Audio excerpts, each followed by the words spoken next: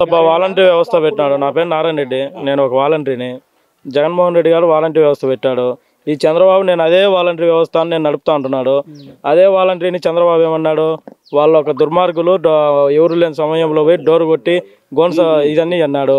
ఇప్పుడు నేను 10,000 జీతం ఇస్తా అంటున్నాడు. ఎవరు నమ్ముతాడు? 600 హామీ ఇచ్చాడు. 600 హామీలు ఏ ఒక్క హామీ అమలు చేశాడు? 2014 నుంచి 2019 వరకు ఏ ఒక్కటి చేయలేదు. నిరుద్యోగ భృతి అన్నాడు. నిరుద్యోగ భృతి ఏ ఒక్కడికన్నా ఇచ్చాడా? లేదు.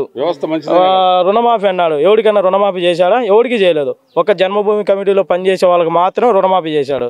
దానికి తోడు ప్రతి ఒక్క ఆధార్ కార్డు మార్ఫింగ్ చేసి పింఛన్లు, దొంగ పింఛన్లు అప్లై చేశాడు. ఆయన చేసిన అభివృద్ధి ఏంటంటే దొంగ పింఛన్లు అభివృద్ధి చేసినాడు. అది ఒక్కటే అభివృద్ధి చేసింది. ఇంకా దానికి తోడు ఒంటరి మహిళ పింఛను. మొగుడు కువైట్లో ఉంటాడు, పింఛన్ ఇక్కడ తీసుకుంటా అంటాడు. ఆయన చేసేది అది, ఆయన చేసే అభివృద్ధి. ఇప్పుడు 2024 నేను సూపర్ 6 అంటున్నాడు. సూపర్ 6 దేనికి? ఇదే హామీలు అమలు చేయడానికి ఆయన చేసేది. ఏ ఒక్కటే ఆయన చేయడు. ఆయన గెలిచడు. ప్రత్యక్షంగా బీజేపీతో ఉన్నాడు, పరోక్షంగా కాంగ్రెస్తో ఉన్నాడు. దానికి తోడు ఇంకా 10-15 పార్టీలు ఏమైనా కలిసినా కూడా కలుపుకొని పోయి గెలవాలనే ప్రయత్నిస్తున్నాడు తప్పితే ఆయనకి ఎలా గెలిచే అలవాటే లేదు. ఆయన నా ప్రభుత్వంలో మీకు మంచి జరిగింటే ఓటు అయిన దమ్ము జగన్కు ఉంది, ఆ దమ్ము చంద్రబాబుకు ఉందా? అది లేదు.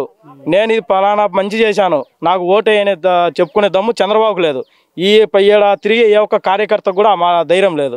అదేవిధంగా కొత్త మేనిఫెస్టో చూసుకున్నట్లయితే ఈ ఎన్నికలకు సంబంధించి టీడీపీ పార్టీ యొక్క మేనిఫెస్టో వైఎస్ఆర్ పార్టీ కంటే డబుల్ ఉంది. సో ఇప్పుడు ఓటర్లు అటువైపు మొగ్గే అవకాశం ఉందంట. ఏం మొగ్గరు, ఆడవాళ్ళే వేసి గెలిపిస్తారు జగన్మోహన్ రెడ్డిని. ఏం వేసినా కూడా జగన్మోహన్ రెడ్డిని గెలిపిస్తాడు. ఆయన ఇచ్చిన పథకాలే ఆయన గెలిపిస్తాయి. ఇప్పుడు కడప ఎంపీకి ఇక్కడ ఎవరు గెలవబోతున్నారు? అవినాష్ రెడ్డి అనే. ఎందుకు ఆయనే గెలుస్తారు? ఆయనే గెలుస్తాడు. షర్మిల గారు ఏం చేశారు? రాజశేఖర రెడ్డి కూతురు అని చెప్పుకుంటుంది. రాజశేఖర రెడ్డి అని కూతురు అని చెప్పుకున్నప్పుడు అన్నకు తోడుగా ఉండాలి గానీ వేరేదిగా చేస్తుందా? రాజశేఖర రెడ్డి చంపింది కాంగ్రెస్. మన స్టేట్ ని డివైడ్ చేసింది ఎవరు? కాంగ్రెస్. అలాంటి కాంగ్రెస్ లో పొత్తు పెట్టుకునేది.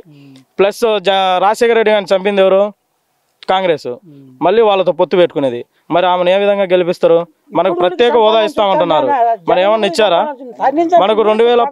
మనకు రాష్ట్రం డివైడ్ అయినప్పుడు మనకు 10 సంవత్సరాలు హైదరాబాద్ అని చెప్పారు రాజధాని.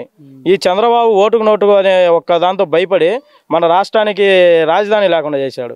ఏ రకంగా గెలిపిస్తారా? చాలా వేగంగా డెవలప్ చెందుతున్న రాజధానిని జగన్ వచ్చిన తర్వాత ఆపేశారు అని చెప్తున్నారు. ఏం లేదు, అది భ్రమరావతి. వాళ్ళు బినామీలకు భూములు పంచుకోవడానికి మాత్రమే చేశాడు. అది డెవలప్ బాగైంది. వాళ్ళ భూములు పంచుకోవడానికి బాగా డెవలప్ చేసుకున్నాడు. అంత మించి ఏం డెవలప్. మళ్ళీ గెలిచినట్లయితే 3 రాజధాని కర్నూలు న్యాయ రాజధాని బ్రహ్మాండంగా ఉంటది. మన పాత రాజధాని కర్నూలే కదా, ఇంత ముందున్న రాజధాని కూడా. విశాఖ కూడా సూపర్ గా ఉంటది. మరి అట్లాంటప్పుడు రాయలసీమకు దూరం అవుతుంది కదా? ఏం లేదు, మనకు బ్రహ్మాండంగా ఉంటది. మన రాయలసీమ దూరం అయినప్పుడు ఇప్పుడు వాళ్ళు వైజాగ్ నుంచి అమరావతి రావాలంటే ఎంత టైం పడుతుంది?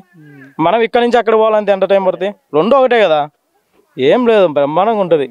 కడప ఎంపీకి ఎవరు గెలిస్తే బాగుంటుంది అంటారు? కడప ఎంపీ శర్మల గెలసలేదు, అవినాష్ రెడ్డి గెలుస్తాడు ఇబ్బంది లేకుండా. ఎందుకు ఎట్ట గెలుస్తుంది? గెలసలేదు, అయిపోయింది ఆయన పని.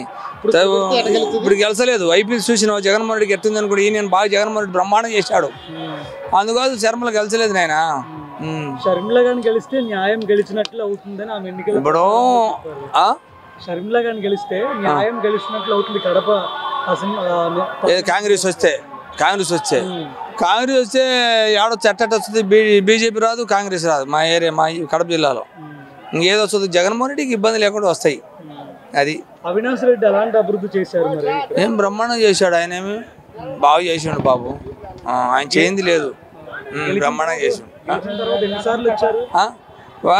పూర్వంలో నిన్న కూడా వచ్చిండు, రాత్రి కూడా వచ్చిండు. పూర్వంలో బ్రహ్మాండం చేసిండు. అటువంటి మహానీయులు లేదులే, చేసినటువంటి మహానీయులు లేడు, బ్రహ్మాండం చేసిండు. మహానీయుడు అంటున్నారు. ఆయన పైన షర్మిల గానీ లేదంటే సునీత గానీ చాలా ఆరోపణలు చేస్తున్నారు కదా. ఆరోపణలు అంటే మామూలే. పుడతా అన్నదమ్ములు పెరుగుతుంది. అన్నదమ్ముల మీద ఇప్పుడు ఇద్దరు అన్నదమ్ములు ఉంటే మామూలే. అన్నదమ్ముల మాటే వాళ్ళదే. నమ్ముతాను ఆయన. అవినాష్ రెడ్డి ఎందుకు నమ్మరు? బ్రహ్మాండం నమ్ముతారు. నమ్మకం ఉండరా? జగన్మోహన్ రెడ్డి గెలిస్తేనే బాగుంటది. చంద్రబాబు ఆయన కంటే ఎక్కువ సంక్షేమ పథకాలు ఆయన చెప్తాడు ఎగ్గొట్టారు బాగా చెప్తాడు. ఇప్పుడు 40,000 ఇస్తానంటాడు, ఎగ్గొట్టా. ముసలిళ్ళకు 4,000 ఇస్తానంటాడు, ఆయన పోయి ముసలిళ్ళకి ఇచ్చేవాళ్ళు కావద్దు. ఈయన చెప్పిన దానిలో డబ్బులు ఇస్తాను. రైతు భరోసా ఏమి, 45,000 డబ్బులు ఏమి, ఇవన్నీ ఇస్తాను ఉండే. ఆయన గెలుస్తారంటారు. ఆయనే జగన్మోహన్ రెడ్డి అవుతాడు ముఖ్యమంత్రి.